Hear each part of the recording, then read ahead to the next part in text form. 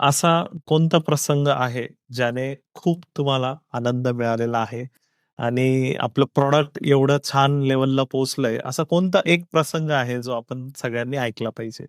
मागच्या महिन्यातलीच गोष्ट आहे.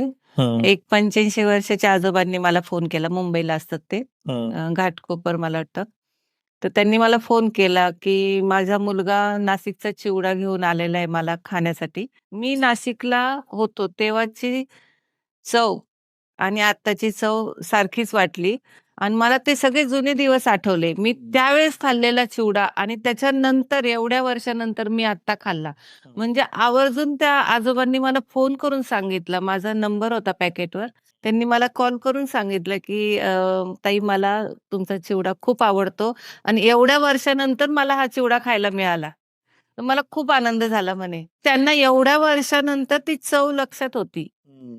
त्यांच्या जिभेवर ती रेंगाळली एवढ्या वर्षानंतर पण त्याने नाही तसाच चिवडा लागला मला. मला इतका आवडतो तो चिवडा आणि मिळाला नाही मला एवढ्या वर्षात. तो आत्ता मिळाला.